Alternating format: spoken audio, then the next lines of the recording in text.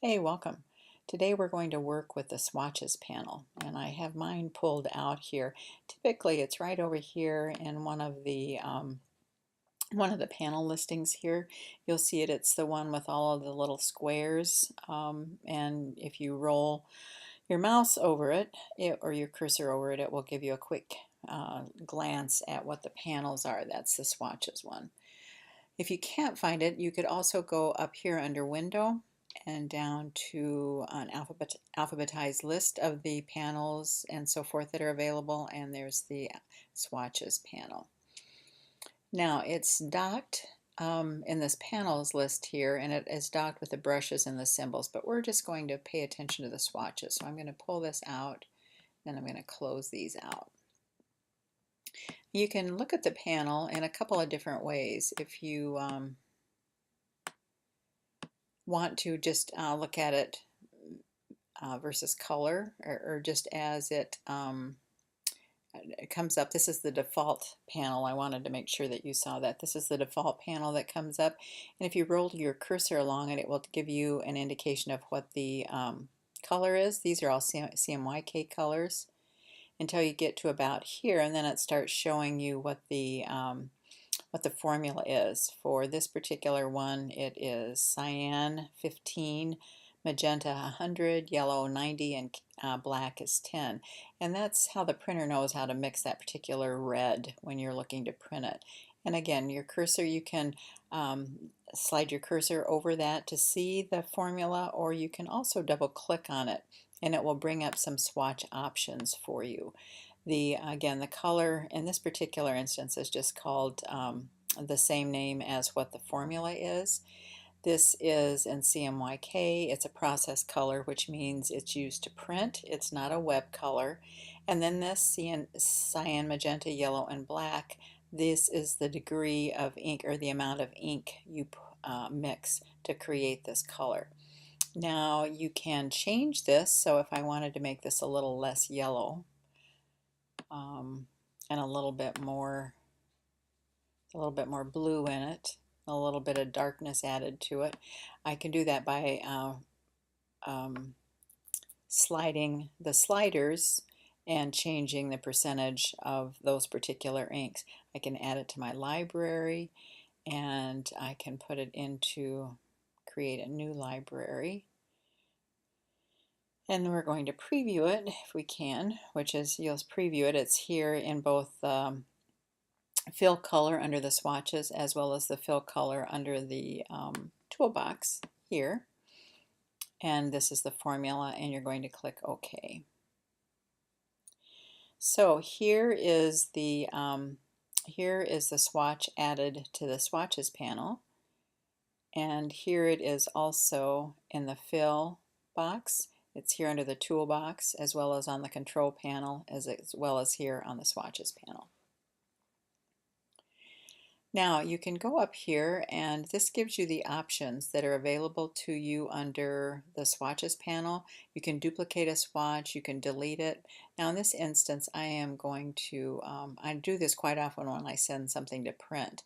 If I have a number of different colors, shapes with different colors, I'm going to go back up here to my swatches panel, wherever it went. Just disappeared that easily, huh? Let's bring it up, swatches. I'm going to move it over here.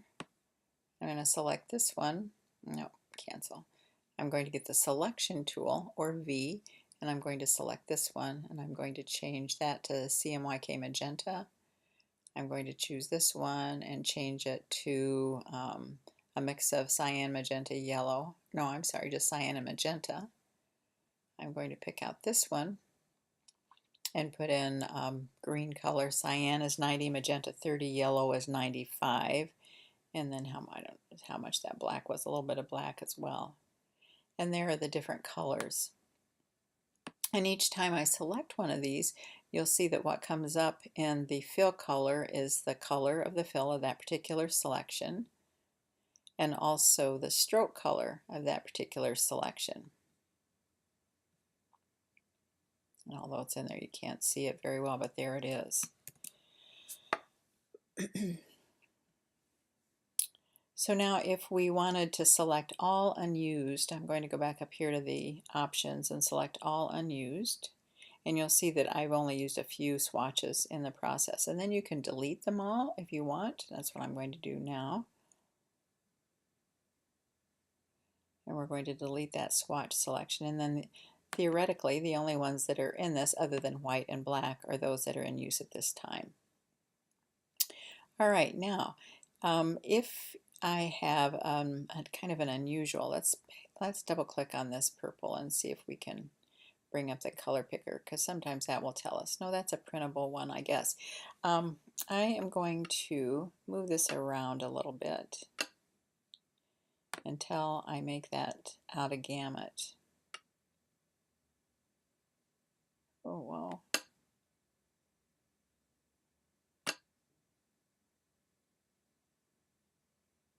Okay, there we go. And I'm going to click OK. Now this color is, no, where did I do that with that one? Sorry guys, I didn't save that.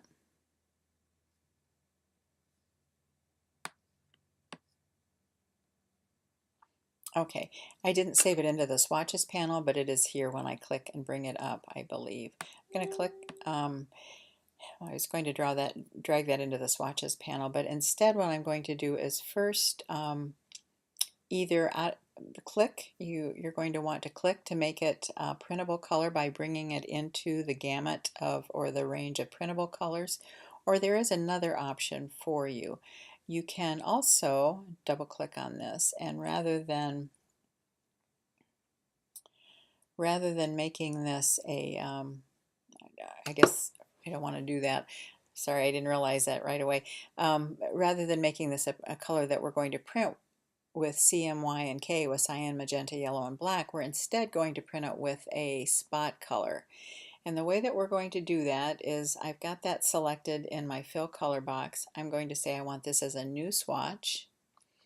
And then you'll see that that swatch comes up with the CMYK mix. But unfortunately, according to our color gamut measurement, that's not printable. So what I'm going to do is change this to a spot color, and then you'll see that what happens when I added that as a spot color to my swatches box or swatches panel, it came up with this little dot in the lower right hand corner.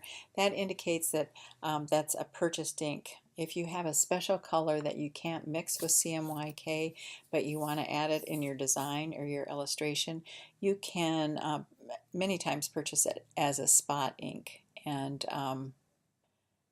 that's what this is here. I'm going to change this to a spot if I can. Just says CMYK. Oh, and here it has spot color here. Click OK. All right, so here it is as a printable color, and here one of these is a spot color as well. Now the other options, we can add used colors, which we've already got there. You can sort by name, sort by kind, and then this just dictates how you want to look at it. Do you want to look at a medium or large thumbnail view? That just increases the size of the swatches that are in the panel. Doesn't really have any other effect. This is swatch options. And again, we've been through this. This is a swatch name. You can rename it. You can create either a spot color or a process color. And this is the formula if it's a process color. You can add it to your library or not, and you can preview it if you choose to. Now, one other, and the spot colors we talked about. Let's take a look at the spot. Use lab values specified by the book manufacturer. Choose color definitions for manufacturer supplied spot colors. Okay, so I'm going to go back into this list, and I'm going to go down to Open Swatch Library. And you'll see that here are the color books, and these are typically you can find spot colors here like solid coated, or you can also find them in CMYK coated. You can find a premium metallics coated. But if you choose a color here in the Pantone book, this is, for example, Pantone Red U. It is if I were to copy that number and put it on my design, I could be assured that it would be printed with that exact color if I printed it in China or if I printed it in the United States or in Europe. That's the color books guarantee that you will have, that you can tell your client this is what we're printing, the color that we're printing, and actually have it printed as well. All right, so we're going to talk about this a little bit more, but I want to cut off time here because I've been running, if I run my videos too long, the Camtasia shuts down on me. I must not have enough room on my hard drive or something like that. So I'm going to cut this off now, and we'll get back and talk a little bit more about the swatches panel, as well as a couple of the other color options that are available to you in Illustrator. See you in a minute.